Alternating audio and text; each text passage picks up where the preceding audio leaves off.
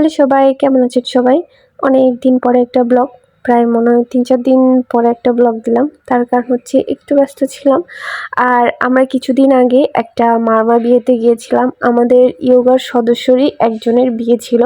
তো সবাই প্ল্যান করে যে মামা ড্রেস পরে যাবে, এজন্য আমিও চলে আসছি মামা ড্রেস কিনতে।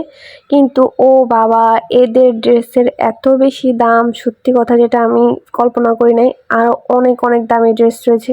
যেহেতু আমি একদিনের জন্যই পরবো আর এটা আমার কোনো কাজে লাগবে না, তাই আমি সিম্পলের মধ্যে কিছু চাচ্ছিলাম। আর যেদিন গিয়েছিলাম কিনতে সেদিন আমার কিছুই পছন্দ হয়নি। তারপরের দিন গিয়ে আবার একটা ড্রেস নিয়ে আসি। আগে পছন্দ করে রেখেছিলাম, ওখান থেকে অন্য কালারের একটা ড্রেস নিয়ে আসলাম। দেন ওগুলা একসাথে একদিনের মধ্যে বানাতে দিয়ে দিই, কারণ তারপরের দিনই ছিল প্রোগ্রাম। আর এই যে আমার ড্রেস, আমার তো খুব সুন্দরই লাগতেছিল অ্যান্ড সবাই খুব কমপ্লিমেন্টও দেয় যে আমাকে চেনাই যাচ্ছে না, মারমাদের মতোই লাগতেছে। যাই হোক, আমরা সবাই মিলে এখানে জড়ো হয়ে সবাই এখান থেকে তারপরে বিয়ে বাড়িতে যাব। অ্যাকচুয়ালি বিয়ে ছিল না, ছিল রিসেপশন। বিয়ে হয়ে গিয়েছিল, আমরা সবাই রিসেপশনের নিমন্ত্রণে যাচ্ছি। আর এই যে সবাই হচ্ছে আমাদের ইয়োগা সেন্টারের সদস্য। আর এখানে আমরা সবাই একটু ফটোশ্যুট করি। এটা অনেক সুন্দর একটা জায়গা, এটা একটা রেস্টুরেন্টের মতো পাহাড়ের উপরে।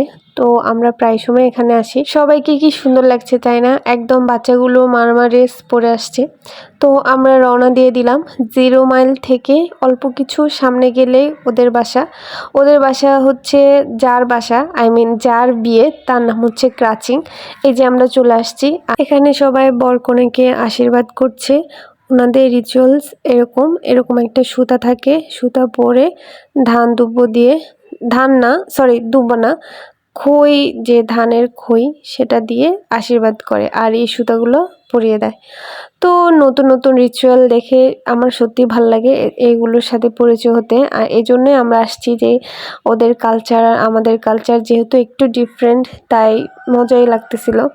আর সবাই অনেক বেশি মজা করতেছিলাম। এখানে আমাদের ইয়োগার সবাই মিলে বরকনেকে আশীর্বাদ করার একটা পোজ দিচ্ছিল, আশীর্বাদও সবাই করেছে। দেন সবাই ছবি টবি তুললো। তারপর হচ্ছে আমরা চলে গেলাম খাওয়া দাওয়ার পর্বে। আর ওনাদের যেহেতু ট্রেডিশনাল খাবার, আমরা ভেবেছিলাম যে ট্রেডিশনাল খাবার থাকবে, যেহেতু ওনারা আমাদের কালচারের সাথে মিলে না। কিন্তু না, আমাদের মতোই খাবার দাবার দেখলাম। ফার্স্টে ছিল মুরগির মাংস, দেন ছিল হাঁসের মাংস। আর এই যে কোন আবার আমাদের সাথে একটু আপ্যায়ন করতে আসলো আমাদেরকে। যাই হোক, দেন ছিল পাঁচনটাও ওদের একদম সব কিছুতেই থাকে, এটা ওদের ট্রেডিশনাল খাবারের একটা।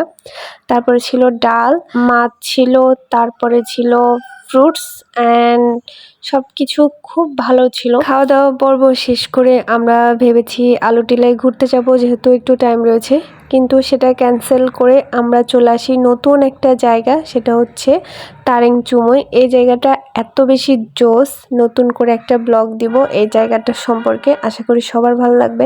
টাটা সবাই।